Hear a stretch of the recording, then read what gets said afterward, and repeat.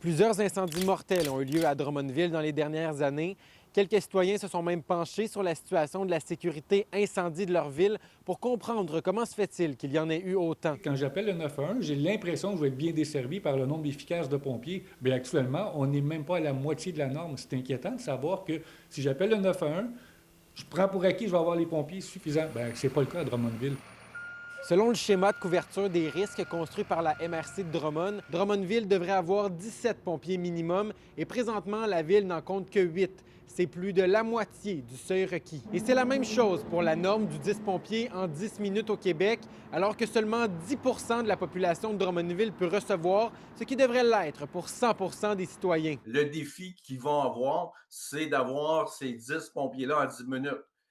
Parce que dans chacune des casernes, il y a 4 pompiers.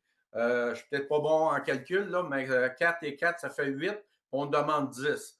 Il y a un officier commandant, on est rendu à 9. Il en manque toujours un autre qui va être rappelé sur appel. Selon des rapports qui ont été transmis à Nouveau Info, un employé de la municipalité témoigne ses inquiétudes par rapport au service incendie de la municipalité. Les décès liés au feu sont 3,3 fois plus élevés à Drummondville que la moyenne québécoise. La première caserne à partir va faire un déploiement dans un certain secteur. Il n'arrive même pas à le couvrir en 5 minutes.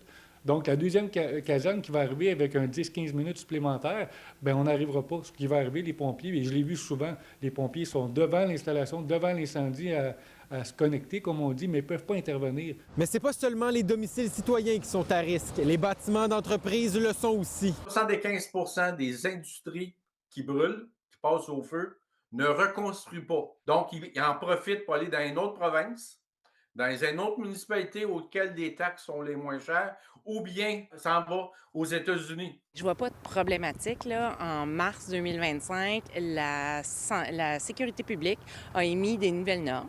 Fait que l'équipe a travaillé pour répondre aux normes actuelles. Puis c'est ce qu'on a fait, là. Moi, je veux savoir, c'est combien de pompiers présentement qui sont présents pour Drummondville? Pas d'ici 4 ans, mais présentement, c'est quoi? L'important, c'est que d'ici 4 ans, on va avoir tout ce qu'on a besoin pour rencontrer les nouvelles normes. Tu sais, le ministère change les normes, les villes doivent s'y adapter, il faut quand même se donner le temps. Voyez la différence entre le territoire de Trois-Rivières, qui compte 148 000 habitants environ, et celui de Drummondville, qui en compte un peu plus de 80 000.